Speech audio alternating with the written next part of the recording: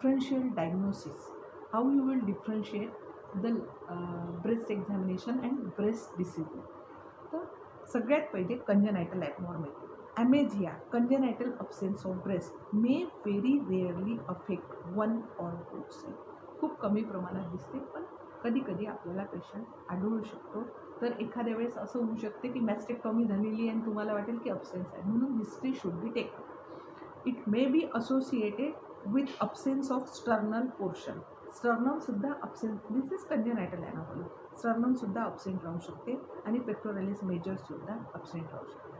Then पॉलिअमेझिया. पॉलिअमेझिया म्हणजे एकापेक्षा जास्त ब्रेस्ट असणे किंवा ॲसेसरी ब्रेस्ट असणे. May be seen occasionally in axilla, groin and thigh along the line of development of milk ridge. Milk ridge असते जेव्हा आपण डेव्हलपमेंट होत असते, तेव्हा मिल्क लाईन असते ॲक्झिलरी लाईनच्या तिथे. त्या लाईनमध्ये कुठेही ॲसेसरी ब्रेस्ट तुम्हाला मिल्क रीचच्या ठिकाणी ब्रेस्ट असू शकते. This is due to failure of disappearance of milk ridge in that area. Milk रीचचं डिसॲपिअर होऊन जाते जेव्हा ब्रेस्टची डेव्हलपमेंट होते, तेव्हा ते झाल्यामुळे फेल झाल्यामुळे त्या ठिकाणी ॲसेसरी ब्रेस्ट फॉर्म होते. Accessory breast may lactate during the period of lactation. जेव्हा लॅक्टेटिंग मदर असते तेव्हा त्या ब्रेस्टमध्ये मिल्कसुद्धा येऊ शकते. Then diffuse hyperplasia, pendulous breast, under develop breast, ह्यासुद्धा कंजनायटल ॲनॉमलीज आपल्याला पाहायला मिळतात. Then fat necrosis, traumatic fat. Next disease is traumatic fat necrosis. An injury or subcutaneous injection to the breast may lead to this condition.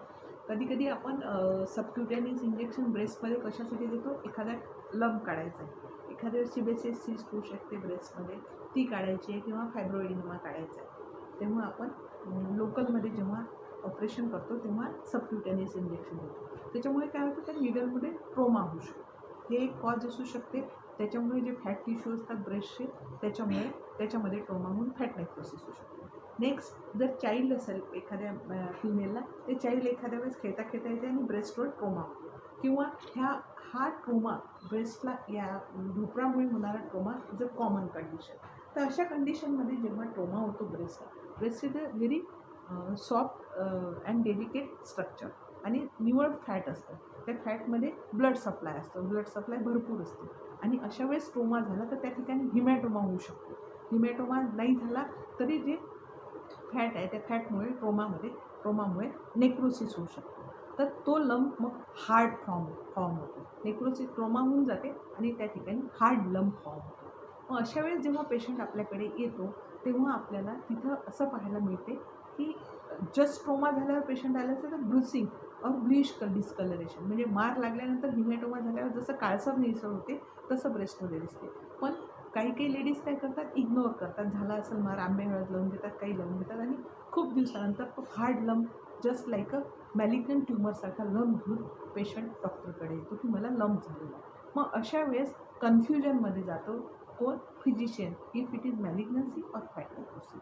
जर patient clear cut history देत असेल, नाही मला मारच लागला, तर पण अशा वेळेस हा लंप आपल्याला एक्ससाइज करायचा असतो. तर ड्युरिंग ऑपरेशन आपण काय याच्यात आपल्याला डिफरन्शियल डायग्नोसिस करण्यासाठी काय काय फीचर्स दिसतील हे आपण पाहतो. जेव्हा आपण कट करतो तेव्हा जेव्हा कट करतो तेव्हा लंप कट केल्यानंतर आपल्याला त्या ठिकाणी जर ट्यूमर असेल तर ट्यूमर लाईक स्ट्रक्चर पूर्ण लंप बाहेर येईल. पण ट्यूमर नसेल तर जेव्हा आपण कट करतो तेव्हा कट केल्यानंतर त्याच्यातून चॉक कलर, म्हणजे सिमेंट लाईक स्ट्रक्चर किंवा चॉक पावडर असते, खडूची पावडर जशी असते तसं एक मटेरियल येते. तर कन्फर्म आहे की that is the fat necrosis. हे नेक्रोसिस नंतर मग काढून टाकायचं. Then acute mastitis is one of the condition. This is commonly seen in child bearing age, particularly during lactation. Bacteria enter the breast either through a blood stream or through a lactiferous duct. आता child bearing लॅक्टेटिंग mother जी असते तेव्हा bacteria निपलमधून लॅक्टिफेरस डक्टमधून ब्रेस्टमध्ये entry करतो आणि bacterial infection होऊन त्या ठिकाणी breast access form होऊ शकतो, किंवा मॅस्टायटिस डेव्हलप होऊ शकतो. मॅस्टायटिस कशाने? ट्रोमामुळे होऊ शकतो किंवा अजून काही कारणामुळे जर बेबी बरोबर सक करत नसेल तर मिल्क स्टॅग्नंट होऊन त्या ठिकाणी इन्फेक्शन होऊन ब्रेस्टमध्ये ॲक्सेस फॉर्म होऊ शकतो. ट्रोमा एक कारण झालं. आणि क्लिनिकल फीचर्स काय ते pain is the first symptom which is dull in beginning and gradually become continuous throbbing pain. On examination the breast become swollen red hot and tender. Gradually localization takes place. हळूहळू localization होते. Axillary lymph nodes are enlarge and tender. This condition leads to suppuration and form intramammary abscess. This should be diagnose by throbbing pain, brawny swollen oedematous and tender swelling. Fluctuation test is the late sign and should not be waited for. मी तुम्हाला जेव्हा व्रणोछोट शिकवला होता किंवा cellulitis शिकवला होता तेव्हा सांगितलं होतं की ब्रेस्टमध्ये आणि ग्लुटियल ॲप्सिसमध्ये don't wait for fluctuation test. ही क्रॉनिक ॲप्सिस. क्रॉनिक ॲप्सिस म्हणजे जेव्हा ब्रेस्टमध्ये मॅस्टायटिस डेव्हलप होतो किंवा लॅक्टेटिंग मदर असते तेव्हा तिला स्लाईट प्रमाणात जेव्हा मॅस्टायटिस डेव्हलप होतो तेव्हा ती दवाखान्यात जाते. तेव्हा तिला हायर अँटीबायोटिक दिले जातात आणि हायर अँटीबायोटिक दिल्यामुळे ते सबसाईड करायचा प्रयत्न केला जातो, पण त्या ठिकाणी पस तसाच राहतो. तर तो पस तसाच राहिल्यामुळे त्या ठिकाणी तो पस एका कवरिंगमध्ये एनकॅप्सुलेट होतो आणि ते एनकॅप्सुलेट होऊन त्या ठिकाणी फायब्रस वॉल तयार होते आणि त्या वॉलमध्ये एक प्रकारचा लंप तयार होतो. त्याला म्हणतात antibioma. Oma means tumour, antibiotic. Anti means antibiotic. अँटीबायोटिक्समुळे त्या ठिकाणी एक फायब्रस कॅप्सूलमध्ये स्टराईल पस कलेक्ट होतो. Converted to chronic abscess is called antibioma of breast. Then mammillary fistula. जर खूप दिवस तुम्ही ब्रेस्ट ॲप्सिसची ट्रीटमेंट केली नाही आणि एखाद्या डक्टमध्ये मेजर डक्टमध्ये जर पस सतत होत राहिला तर सायनसप्रमाणे एक फिशुला तयार होतो. देन बेनाइन ब्रेस्ट डिसीज आहे. पुष्कळ सारे बेनाइन ब्रेस्ट डिसीज आहे. It is very common condition occurring in the woman between the age of 20 to 40 years of age. It is mostly seen in them who have denied its intent function.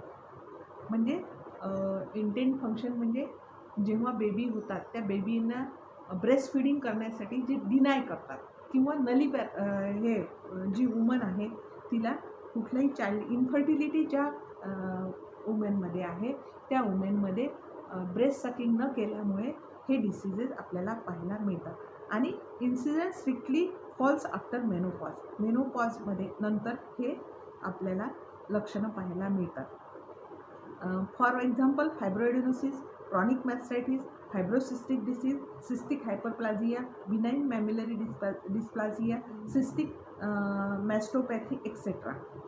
None of the nomenclature is now acceptable.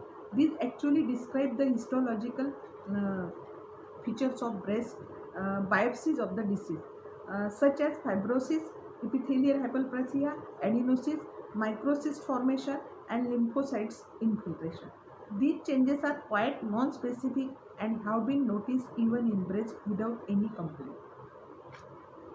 हे आपल्याला हे nomenclature दिलेलं आहे.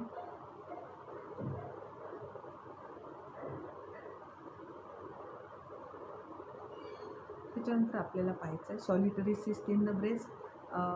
Cyst म्हणजे कुठल्याही प्रकारची cyst आपल्याला ब्रेस्टमध्ये पाहायला मिळते. त्याचं ॲस्पिरेशन करायला पाहिजे. ॲस्पिरेशन जर ब्लड स्ट्रेन नसेल तर ॲस्पिरेशन केल्यानंतर सिस्ट रिग्रेस होऊन डिसॅपियर होऊ शकते. त्याच्यानंतर जर ती तशीच राहिली तर त्याचा आपल्याला सिस्ट एक्ससाइज केल्यानंतर त्याचं बायोप्सी करायला पाहिजे. Then tumours of the breast. Benign tumour of the breast. Very common benign tumour is the fibroadenoma of breast. There are 2 histological varieties of fibroadenoma. एक pericanalicular fibroadenoma which consist fibrous tissue surround a few small tubular gland. This type of fibroadenoma is smaller in size and hard. कुठला पेरिकॅनालिक्युलर. आणि दुसरा इंट्राकॅनालिक्युलर फायब्रोएडिनोमा contains more gland which become stretched into the elongated spidery shape and become indented by fibrous tissue. This type of fibroadenoma is larger in size and comparatively soft. पेरिकॅनालिक्युलर जो असतो तो छोटा असतो आणि hard असतो आणि इंट्राकॅनॅलिक्युलर हा कंपॅरेटिव्हली लार्ज असतो आणि सॉफ्ट असतो. द पेरिकॅनॅलिक्युलर फायब्रोएडिनोमा हा occurs in young girl between the age of 15 to 30 years of age, and whereas the intracanalicular variety is seen in middle age woman between the age of 35 to 50 years of age. The main symptoms is painless lump in the breast. It is slow growing tumor and remain more and less same size for a quite long time. म्हणजे याच्यामध्ये मॅलिग्नन्सी सारखीच एकदम fast growth होत नाही, as it is पुष्कळ वर्षापर्यंत राहू शकतो. This may occur anywhere in the breast, though more often seen in the lower half than the upper half. हे मागे सांगितलेलं आहे. On examination the swelling is not tender and without any rise in temperature. It is smooth, firm and possesses a well-defined margin. This tumor is not fixed to the skin or deeper structure. It is highly mobile tumor without any tethering inside the breast substance. That is why it is often called breast mouse or floating tumor. There is no enlargement of axillary lymph node. Sometimes a soft fibroadenoma undergoes cystic degeneration leading to cystadenoma, which is ultimately transfer into सिस्टोसार्कोमा फायलॉइड. जेव्हा खूप मोठा size होतो तेव्हा त्याला फायब्रोएडिनोमाचा size खूप मोठा होऊ शकतो. ह्यूज फायब्रो त्याला म्हणतात सार्कोमा फायलॉइड. तर cystosarcoma phylloides this is a real giant fibroadenoma since in the woman over the age of 40 years. Main complaint is huge swelling, though occasionally the patient may complain of serious discharge from the nipple. This is not a malignant condition. लक्षात ठेवायचं, सिस्टोसार्कोमा फायलॉइड is not a malignant condition but a tumor in the big size. The tumor does not infiltrate the skin, though the overlying skin become thin and tense. कारण काय होतं, size इतका मोठा असतो ट्युमरचा की पूर्ण ब्रेस्टची जी स्किन असते ती टेन्स होऊन जाते. त्याच्यामुळे आपण जर पिंचमध्ये स्किन घ्यायला घेतली तर ती पिंच होत नाही due to huge size of tumour.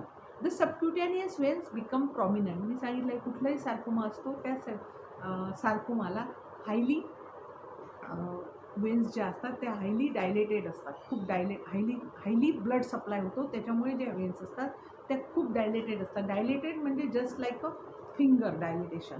The tumour is not fixed to the deeper structure.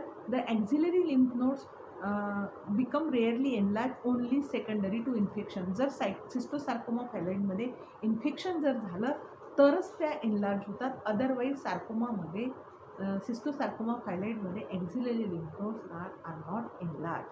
Next tumour duct papilloma. This tumours occurs one of the major duct. जी ब्रेस्टची डक्ट असतात, लॅक्टिफेरस डक्ट, त्या एखाद्या डक्टमध्ये हा tumour होऊ शकतो. Occasionally 2 or more ducts of the same breast may be affected. Majority of patients are above 30 years of age.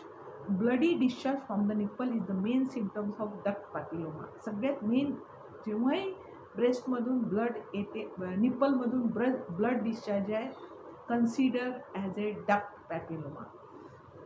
Generally it is bright red blood, less often dark blood. A cystic swelling may sometimes fail just deep or lateral to the areola. If this swelling is pressed, blood discharge comes out from the affected duct. This should be considered as a pre-malignant condition and axillary lymph nodes are enlarged when growth has become